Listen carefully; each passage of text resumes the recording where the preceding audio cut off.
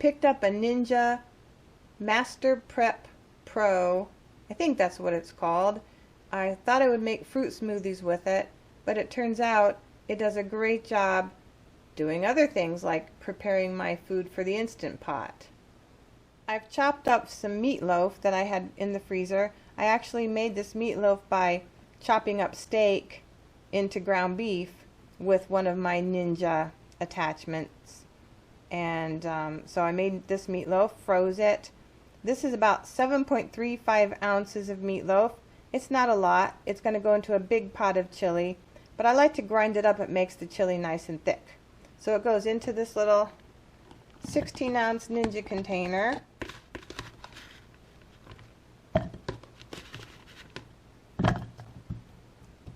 Be very careful of the blades.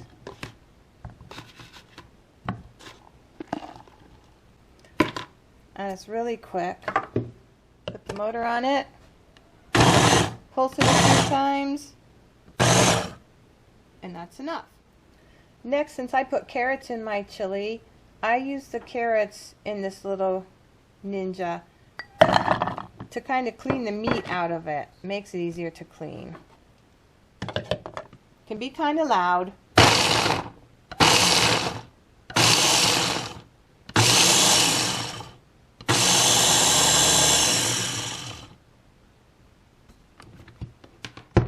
I've been grinding up my carrots for soup, for chili, so that they cook really well. They add nutrition, but I don't really have to chew them. They just kind of get mushed up in the soup or whatever you're putting them in. The next thing I put in the Ninja, this is a 16-ounce bowl by the way, is a little bag of frozen zucchini chunks. I chopped up zucchini from my garden all summer long into chunks, and then I put them in little freezer bags of about 4 ounces. This is just one bag. I'm going to pulverize it in here, give some extra nutrition, some extra texture.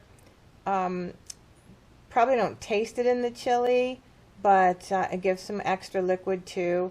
So it's a good thing to add if you have it around.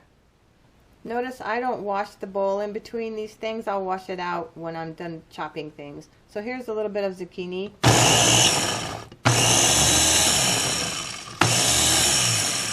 It just kind of mushes it up a little bit, and that's what I'm after it to do.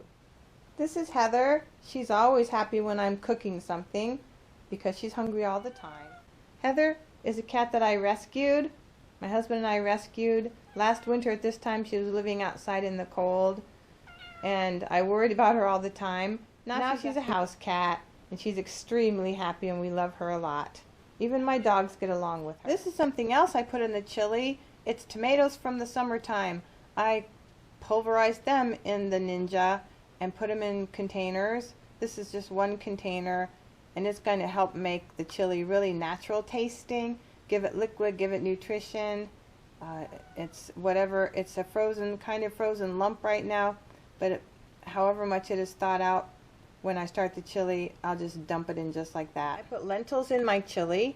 I pour a cup of dried lentils, rinse them really well, and then just throw them right in the chili. They cook really quickly, and I cook my chili for quite a long time anyway. They just give extra texture, extra fiber, extra nutrition, and I really love lentils. I use this wonderful boxed tomato sauce because I've grown a little bit leery of the cans. So I'll use half a box of this. I'll pour the other half into a plastic container, put it in the freezer. Then I'll pour a cup or so of water into the box and shake it really well to clean it out, and pour that into the chili as well. This is a 33.5-ounce box, and there's my girl. Always curious, always hungry.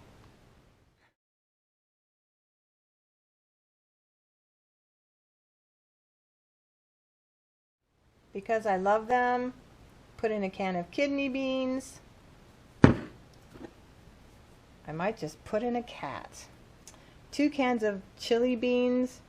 Medium sauce is what I like, what we like, what Heather likes.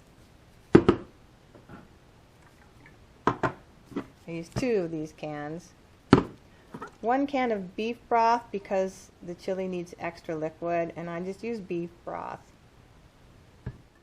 Then you can put in other things. I put in about a tablespoon of dehydrated garlic. You can use as much as you like, or fresh garlic, which I never have around, or none at all.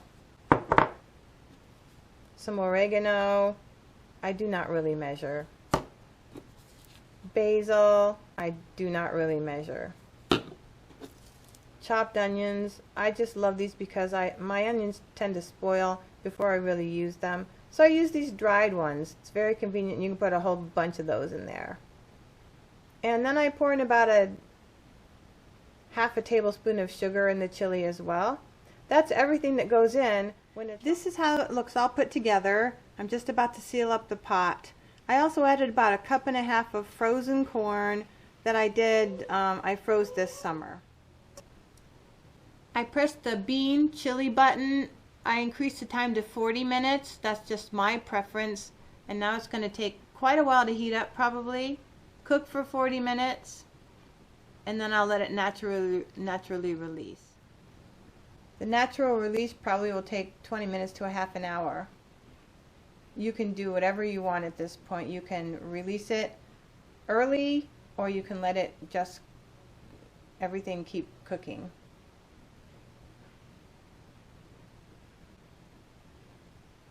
I should call this video Cooking with Heather. This is how it looks. It's not too thick, but it gets thicker when you reheat it, like for leftovers and chili nachos and stuff. And also you can put as much stuff as you want in your chili. This is just how I make it.